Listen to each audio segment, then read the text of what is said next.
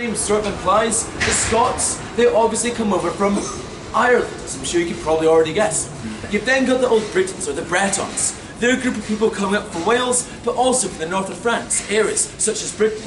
You've then got the Norse, the Vikings. They come over here raping and pillaging, but they occasionally settle here as well. And finally, you've got the Picts, or the painted ones. They're the people in blue body paint, running around in big swords, a bit like what you see in Braveheart. I'm sure some of you have probably already seen the film Braveheart. If you did, perhaps you enjoyed it. If you did, you're wrong. It's a terrible, terrible film. I'm not going to start standing and start moaning about Braveheart now. If I do, I'm only going to spend the next 2 hours describing in much detail just how bad that film is. And that's not the tour signed up for. Anyway, skipping over Braveheart for the moment. Probably going to come back. There's people all coming and moving here to Scotland. And as I said, the Scots, they're the largest, most dominant of these peoples. So because of this, it's the first Scots kings to become the kings of Scotland. Hence the name Scotland, and not Norseland, Pictland, or Bretonland, or anything else like that. Now I want to take you to the last of the Scots kings. It's a man called Alexander III. Now Alexander, he ruled here in Scotland towards the end of the 1200s. And Alexander, he has quite an unfortunate life. Because Alexander ends up outliving all three of his children, which is no great thing for any parent to do. So Alexander, he decides to get rid of his wife, because clearly his wife's not producing any good, strong children for him, and instead he decides to go out and marry his cousin. Yeah, never said the people here in Scotland were smart, but there we have it. Anyway, Alexander, he's staying here in Edinburgh, and his new bride, who also happens to be his cousin, she lives just north of here in a small community known as Kingsthorne.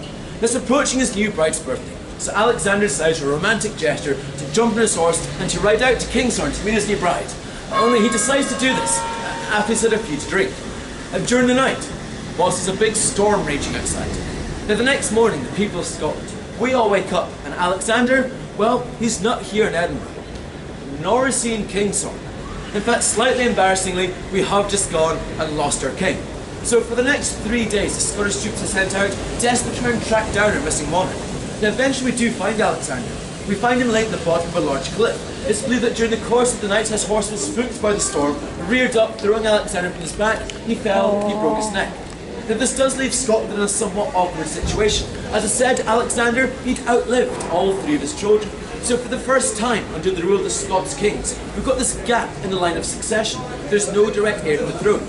This forces all the clan chieftains from across Scotland to come gather together, to begin looking at the history books, the family trees, to try and decide the next person to take the throne should be. Now eventually we are able to track down a distant cousin of Alexander. It's a young woman known as Margaret the Maid of Norway. And as the name sort of implies, Margaret was living over in Norway at the time. Now thankfully for Scotland, Scotland and Norway, quite good relations because of the whole Norse connection. So we send word over to Norway, saying, hey guys, Scotland, a little bit awkward, but that woman over there, actually our queen, who are lending us back our queen. Now the Norwegians, they do agree to give us Margaret, but they do find the whole situation somewhat amusing. Because Margaret, well, she is only 7 years old, so she is going to become quite a young queen back here in Scotland. Worth pointing out, not Scotland's youngest queen. We did once have a queen who was only 2 days old. That was Mary, Queen of Scots, but she grew up down in France, so not really sure how much counts. Anyway, tragically, travel towards the end of the 1200s is not quite as luxurious or as easy as travel is today. Because of this, as Margaret's travelling across Norway, heading for the west coast, a city called Bergen, she ends up contracting tuberculosis. And due to complications caused by the tuberculosis, Margaret ends up passing away. So back here in Scotland, Alexander III, he's dead.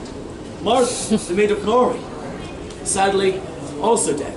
So for a second time, all these chieftains are going to come back together. But by now, lots of the chieftains are beginning to think. They're thinking, you know what, if I can look after my own small group of people here in Scotland, why can I not look after the kingdom as a whole? 13 different claimants who didn't become king here in Scotland. Has anyone here read the George R. Martin books, A Song of Fire and Ice, that's in the TV show Game of Thrones? Yes. 3 nodding heads, that's more than normal. So this analogy is going to work for about 3 of you. Anyway, you 3 people know it. You got one kingdom, but many kings, bad stuff happens. Another analogy which may work for the rest of you is essentially here in Scotland, we end up holding this large sort of medieval styled X Factor competition as these different chieftains begin to compete against one another, trying to prove themselves to be the next best person to take the throne. Now this competition, as it were, it runs on for 2 years, and after 2 years we still cannot agree on one person to lead the country.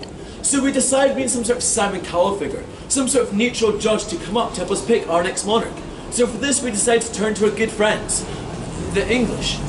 Yeah, so we invite the English king, a man called Edward I. Now Edward has got a few different nicknames, but he's perhaps best known as being Edward, the Hammer of the Scots. Now as his name does sort of imply, things don't really work out all that well for Scotland when we invite Edward up.